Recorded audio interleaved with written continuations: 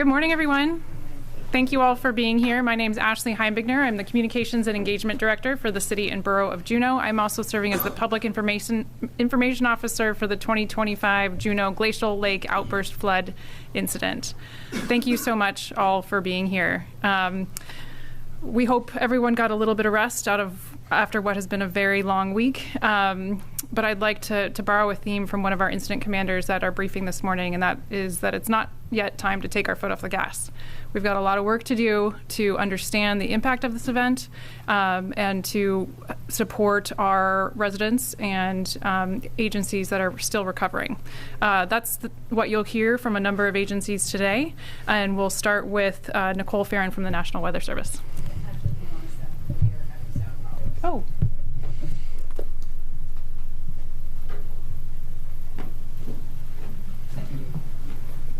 Okay.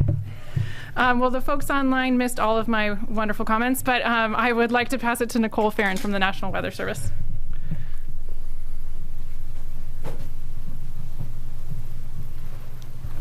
Thank you, Ashley. Yes, my name is Nicole Farron. I'm the warning coordination meteorologist for the National Weather Service here in Juneau. The flood warning was initially issued Tuesday morning, and the lake and river system subsequently crested at 7:15 a.m. on Wednesday. Since then, it has fallen back to normal levels. As of this morning, it was back down to 5.5 feet and continuing to fall. Thanks to the 3 new gauges installed by the USGS at the bridges downstream, we were able to confirm that the river at the lower levels crested anywhere from 30 minutes to an hour and 15 minutes later after the lake crested. So that's really helpful new information that we didn't have previously to this year. And we also saw from those new hydrographs that they were not affected by the tides. Again, this is new information and will continue to be studied by all of our hydrologists. We do not expect any significant rain in the near future, so that should help with recovery efforts. Great. I think we'll do questions for Nicole and then save questions for all of our other subject matter experts for the end. Any questions for Nicole? Okay, if you think of them, we'll have another opportunity at the end. Next, I'd like to invite our Unified Commanders, Sabrina Grubitz and Ryan O'Shaughnessy, to come up and share an update.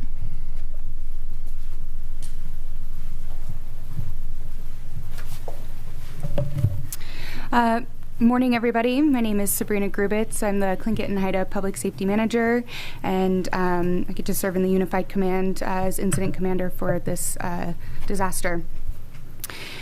Today, as mentioned yesterday, the community will start to see different teams within their neighborhoods. So these teams are damage assessment teams. They're going out to see any damages that has been brought by the flood and the rescinding of the water.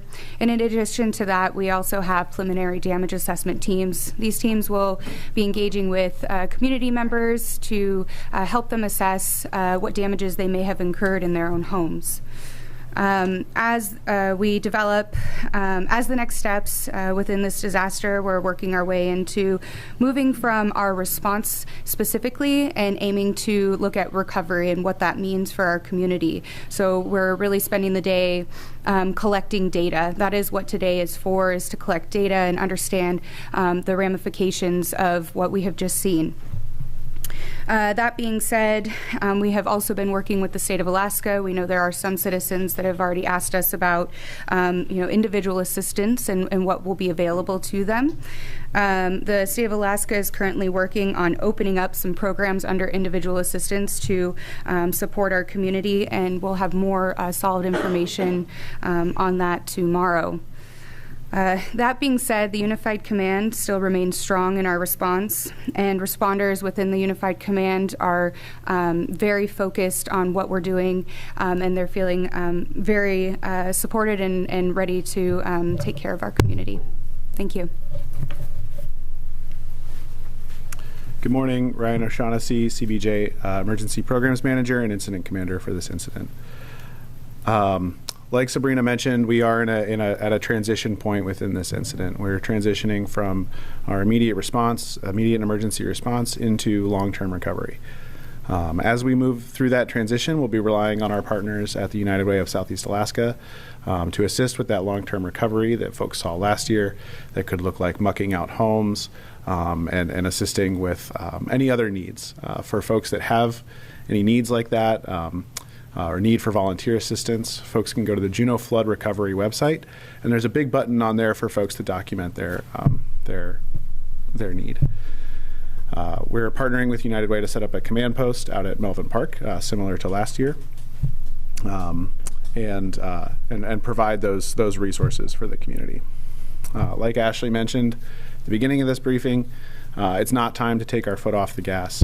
As we move into that posture, we're committed to the full focus of our Emergency Operations Center into long-term recovery, and we look forward to supporting the community through the next steps of this.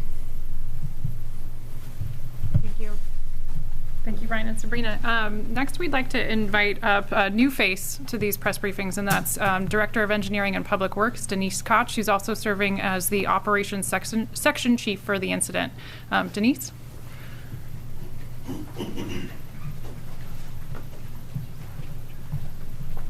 Thank you, Ashley. I'm here today to talk about HESCO barriers very briefly.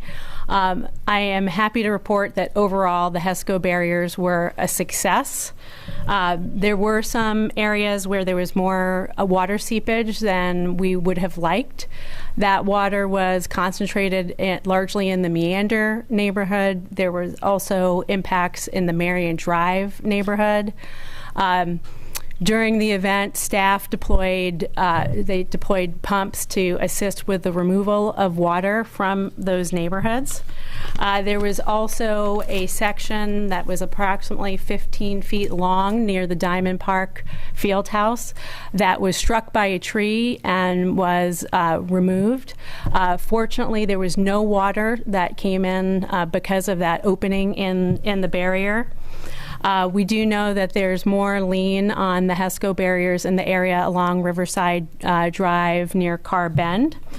And I wanted to take a moment to introduce the CBJ project managers who were the project managers for the installation of the HESCO barriers. So gentlemen, if you could come up here, please.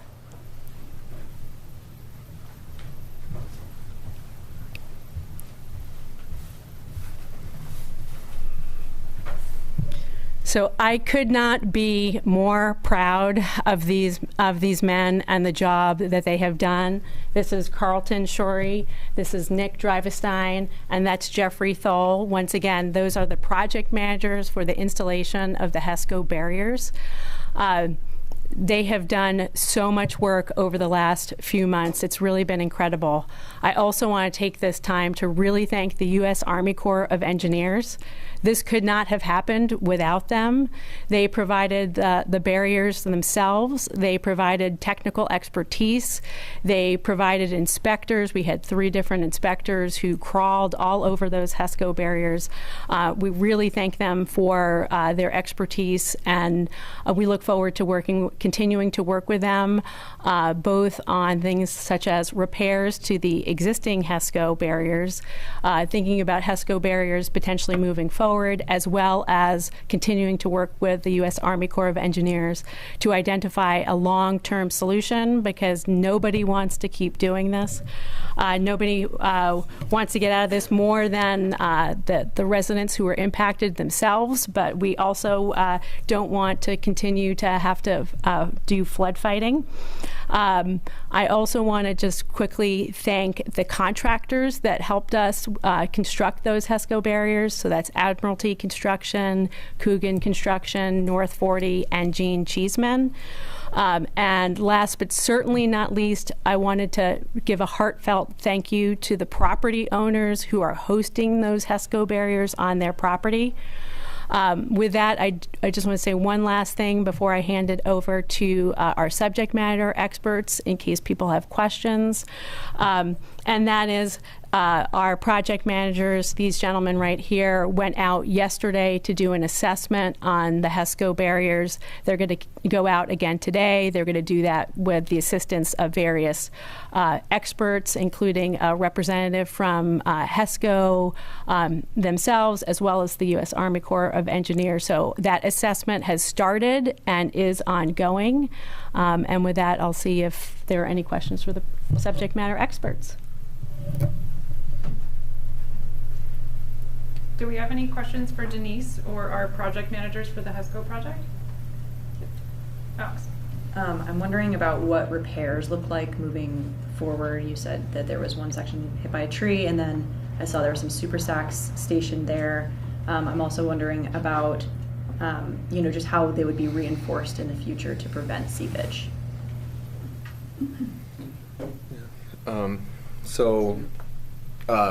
The repairs are going to look anything from adding new panels to faces where there's been damage to places like that 15-foot section that was damaged. We'll be removing that and putting new HESCOs in. Seepage, we'll be evaluating some of the ground under the HESCOs. Will be there's some places where we may need to add extra layers. And anything in between. Follow up on that. I'm wondering if there are any concerns about bank erosion beneath the HESCO barriers at this point. There was some evidence of some erosion and scour, and we will be addressing that and reinforcing and armoring any area where there is. Is that at that Riverside section near Melvin Park, or was that somewhere else? There's several places. That Riverside section, there was a culvert that showed some evidence of erosion that we will be armoring. Can you list the other locations, please? Do you guys want to step in? There's a variety of places and different vulnerabilities throughout the HESCO line. They held extremely well, but of course the forces that we were up against are primary cause of erosion throughout, so it's part of our next job to do a comprehensive damage assessment, both of the HESCOs, the banks below, and how we can improve that, not just for repairs to this current line, but taking those tactics into the next phases of building and protection throughout the area. So there'll be ongoing assessment and damage locations, but for now, we are really first getting a pointed assessment of where all those places are, but primarily Riverside and selectively throughout the barriers up and down.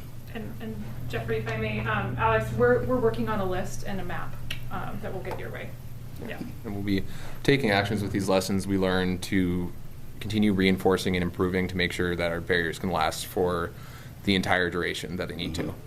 Yeah, we'll also be addressing other issues that I know the public is really concerned about, such as the storm drainage throughout Non-Meander Way.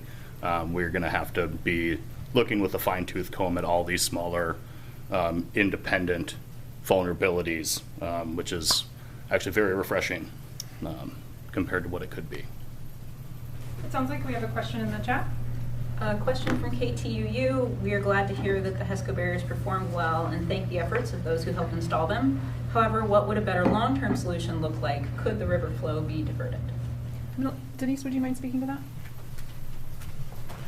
Sure. I know that's the big question on everybody's mind is really, while we're today having a sigh of relief that the HESCOs largely worked well, we have our eyes on the long-term solution. We are working with the U.S. Army Corps of Engineers. They are the lead on that project. And they are still gathering some of the information. For example, they're working with the University of Alaska Southeast to really get a good handle on the size of not only Suicide Basin, but to understand there's a basin that's behind Suicide Basin, and they're still really gathering that information. And then they'll start they'll need to do geotechnical studies. They're going to look at a variety of different solutions that covers anything from potentially levees to guide the water water, more permanent levees that would guide the water efficiently away from residential and commercial areas to water retention structures, so things like dams, as well as strategies to release the water more slowly. And one example of that would be something like a lake tap. But it's really, we all want to know what the long-term solution is and what that answer is and how much it costs, but it's really just too early to know that information. I'm curious about future extensions or installments of HESCO barriers. I know you did phase 1A before this flood happened, and the Assembly voted not to do phase 1B. What is the thinking now? What is going to be the recommendation to the Assembly for extending HESCOs? We anticipate, we're going to continue having this community conversation because, as I think most people in Juneau know, before we can build HESCO barriers or continue to build HESCO barriers, there's a community conversation. There's a public process. We have to get approval to continue to build HESCO barriers. We have to get appropriations or money to continue with that installation. So those conversations will be ongoing. I think probably the first conversation we would have would be restarting the conversation about what we had called phase 1B. That would take those HESCO barriers all the way to Brotherhood Bridge. I think that's where that conversation will start, and we'll probably expand from there. Another one. A couple more in chat. First two questions from the Associated Press. First one, I understand the damage assessment will really be starting today, but what do we know about the extent of damage to homes? What's been reported to your team thus far?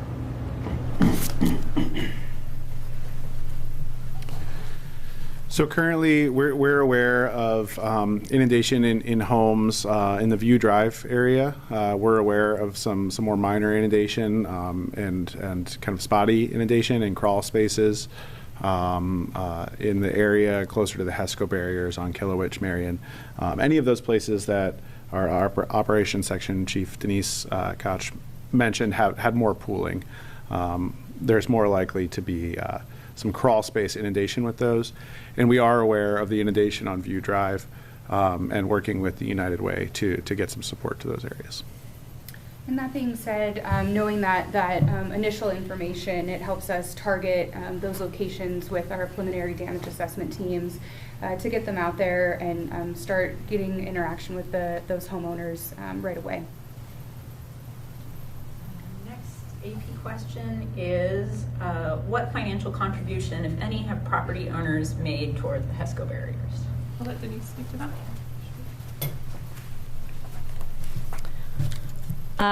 So that kind of ties into the answer that I gave for that last question, which is, there's extensive public process associated with getting the approval to construct the HESCO barriers, and it's the approval and it's the funding for that.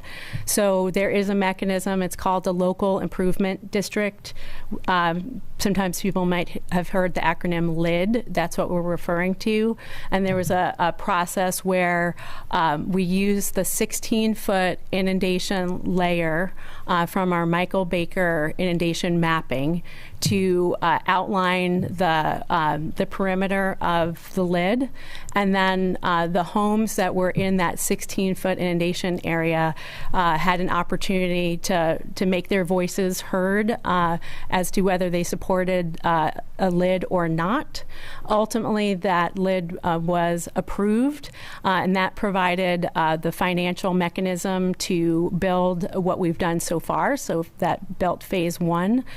And that is a split. There's a split between CBJ overall and the property owners within that area.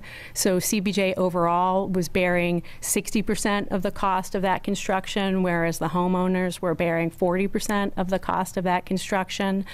The total assessment for those property owners won't be closed until we close we assess the total costs of the project. However, there is a maximum amount that homeowners can pay in that lid, and that's $6,292 is the maximum, but if the project, including I think some of these repairs, is less than what we had initially anticipated, costs could be less for those property owners. Do you mind if I add something, please? I think, as with the entire response to this incident, the preparation and mitigation effort has been a joint across agencies as well. The funding for the HESCO barriers, the breakdown that Denise shared is where we started, but since then, the Tlingit and Haida Regional Housing Authority has helped us secure nearly $1 million in ICDB GIT funding. We're also working with the Alaska Department of Environmental Conservation on a forgivable loan to help support that funding. So really support from the locals, our municipal government, tribal government, state government, and federal government for this effort, including the U.S. Army Corps provision of the materials and the technical assistance. So again, a truly amazing multi-agency effort in support of this common and emergent need. Any other questions for the subject matter experts? One more specific to mitigation. From the Juneau Independent, U.S. Army Corps of Engineers has previously stated it could take a decade for a long-term solution. Some politicians and residents have stated that is an unacceptable length of time. What is the current assessment of CBJ and other involved entities of the timeline for a permanent solution? Do you want to speak to that? Yeah. Okay. So I do know that everybody involved wants to get to a long-term solution as quickly as possible. And I want to thank also our congressional delegation who has really been lobbying for our community and has been critical in getting some of this assistance from the federal government. One of the tangible steps that was taken was in December of 2024. Congress appropriated money that led to a technical study for the U.S. Army Corps of Engineers. And that was meant to jumpstart the process for the long-term solution. So they have a team in place right now with technical experts.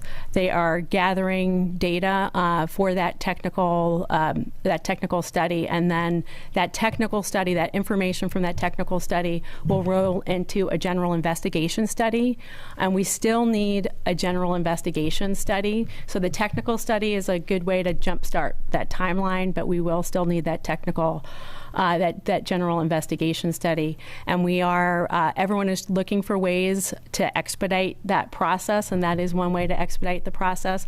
But it will be years before there is a long-term solution.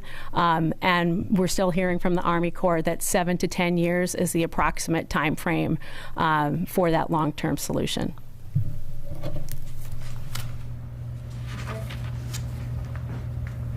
Thank you, everyone.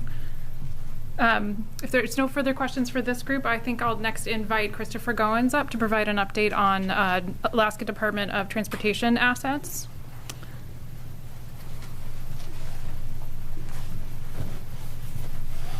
Good morning. Christopher Goins, Alaska Department of Transportation, Regional Director for the record. Thank you. First off, I want to say thank you to the public for patience. We know the bridge is out there at Back Loop, and I know that causes some extra time around things here. So thank you for your patience. I do want to first report the good news is we've opened up Brotherhood Bridge. The PED bridge is the PED access on the bridge there at Brotherhood along Egan, and so that's fully opened and everything there. We're still doing assessments on other bridges in town, the pedestrian bridges, and we'll be hopefully getting through and reporting that later today. But the big news is associated with the Back Loop Bridge. And again, I just want to give a couple more thank yous. Last night we had to take some actions, immediate actions, and specifically AJC and Island Contractors supported us through that. The USGS was out on the bridge establishing data that is critical in our recovery of what happened to the bridge and what I'm going to explain to you. And they're also establishing new rating curves for the river so that at the next flood, they're going to have a much better understanding of what's going on for depths and things like that. So excited to see that work ongoing and the bridge structure in a condition they can get on it. to do that work. I also want to say a big thank you to our DOT, M&O, and engineering staff who are out manning those bridges overnight, making sure that they were secure and closed off, and then the engineering efforts that are going on right now for the recovery. So what happened? On the east side of the bridge, we lost approximately 16 feet in depth and 50 feet of land. And ate about 15 feet behind the abutment. The good news is the superstructure itself, all the piles, the girders, the decking, all those things are in perfect condition. It's really the land that's behind that structure that now is a tunnel, essentially. It was piping through the ground there on the backside. This means that we got a bit of work. We're going to be going into about a 4-phase approach. The first phase of that is happening right now with the investigation. Actually, that's the second phase. The first phase was dumping in several hundred tons of rock to protect the upstream of the bridge, to stop that piping behind the bridge and slow down that degradation so we didn't lose additional land. So that was accomplished last night, and we are now focused on the objective of opening the road so that the school district can begin school on Friday and have full access to that while keeping the bridge closed. The other phase is the engineering phase. As they collected data today, we're going to be moving into engineering a temporary fix. That temporary fix design should be done by the end of the weekend, and we will be going into emergency repairs at that point. Some of the things that we've learned and we're going to have to combat as we go through this, and the reason I'm not going to give a timeline for when that construction will be completed, we have a power pole adjacent next to that, and so some comm lines were affected by that, and we're working with the comms folks and figuring out how to get those lines back up and how we can support that even though they were not attached to the bridge. We are also working with CBJ because there's a large diameter water line that's been shut off. No customers are affected at this time that we're aware of, but there's some complications on the engineering side of just making sure that that line is integral and we can put it back together. So when I understand those things better, I'll be able to give you a better timeline of when we can open the bridge back up to the public. As far as what the USGS also taught us, their data showed that there was a 2-foot drop in the overall depth of the river. And so that's really important for us because we monitor that to make sure that our superstructure and the piles and everything are sound. And we still absolutely believe that is completely sound. And with that, I think I am done. And I just want to, again, thank the public for their patience with us. We have the best of our team across the state, I believe, here doing that work. And we'll be sharing some photos right after that. We've supplied them to Sam here. He's going to get them to the JIC. There's some photos behind the bridge that you'll be able to see where we were able to do LiDAR mapping inside a tunnel, earthen structure where we'd never put a person. We were able to fly in there, and we're going to be creating a 3D model of that to really understand the extents of what we're going to have to go in and fix. And this is really impressive work. We didn't have this capability 2 years ago, and we had those teams here and operating and collecting that data. So just a massive kudos to the team for their efforts and work. And again, we'll be giving you those pictures to see the challenges that are there that we're going to be dealing with over the next week or more. So thank you. Just one brief question. Yes. We lost audio for a minute, and so we have a request to repeat the figures on bridge damage from closer to the beginning of your remarks. Okay, so let's just make sure we're perfectly clear. The superstructure of the bridge is sound.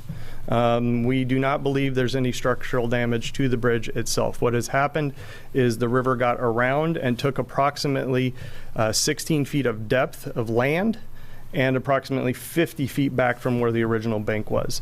There's a photo that you'll be able to see in the JIC. There's a graffiti line. That graffiti line is the bottom of that graffiti line is the top of where the land used to be. And it's all the way down to water, and it's probably 15 feet down, and you can see the very base of the concrete structure that's attached to piles below that go well into the ground that support the entire structure. So structurally, we think we're good, and it's just a matter of restoring that bank around the edges, in front of that abutment, and then behind, which is going to require digging out several, probably 20, 30 feet down at the end of the bridge to restore that. So. question from the Independent. How large a section of the surface is missing? That section is much wider than the bridge on either side. And the full underneath of that bridge, there was 16 feet of drop there and 35 feet in front and about 10 to 15 feet behind the abutment itself that is lost. And you'll see that in the photos, there's a tunnel now where water was flowing behind. Okay, thank you so much. We have one last subject matter expert. Rachel Krajewski from Alaska Department of Environmental Conservation is going to speak a little bit about the work to prevent and respond to spills. Thank you. Good morning. My name is Rachel Krajewski. I'm the State On-Scene Coordinator for Pollution Response with the Alaska Department of Environmental Conservation, or DEC. So far, no reports of pollution have been received. Today, 8 responders from the U.S. Coast Guard and DEC went out into the field together to conduct pollution assessment in areas along the river impacted by flooding. I just heard from them before this meeting, and no pollution incidents were identified during their field work. So that still keeps us at no reports. I want to thank everyone, all of the homeowners who secured their home heating oil tanks in advance of the flood this year. That goes a long way, and I hope that that is part of our success here. Sorry, I'm rambling, public speaking. If you experienced flooding, please check your property, especially if you have a heating oil tank, for signs of damage. Damage might look like if there's an impact to the structure itself, if the tank has a dent in it, if you see a bend in a fuel line, all of those can be signs that you may have had a spill. So check that, check around the tank. If you have experienced fuel odors outside or inside of your home, you may have a spill, and we want to help you with that. So if you see or suspect that, please report right away to DEC and the Coast Guard. Reporting numbers for both of those agencies are available at reportspills.alaska.gov. Thank you. Thank you, Rachel. And my apologies for the mispronunciation. As someone with the last name Heimbigner, I should know better. Okay, we do have representatives from the U.S. Forest Service, the Juneau School District, the Juneau Police Department, the U.S. Coast Guard, and the State Emergency Operations Center. If there are any other questions for any agencies that have been involved in this effort. Yep, Alex. I know there's been some phone and internet impacts in the area. Do we know whether that's extending beyond Juneau, or if this is anything related, or what's going on with that? I'm not sure. Does anyone have a sit rep on that? Oh, it looks like Chief Boss does.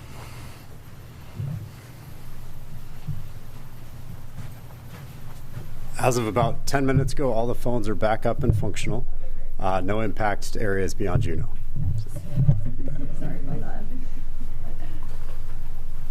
Yes, a related question. Yes. To this, not that. You made a disaster declaration before the flood to make it easier to seek financial assistance. I'm wondering what's going to be available for folks whose homes did flood. I'm going to invite Jen Royer from the Alaska Department of Homeland Security and Emergency Management to speak to that topic. Thanks, Jen. Hi.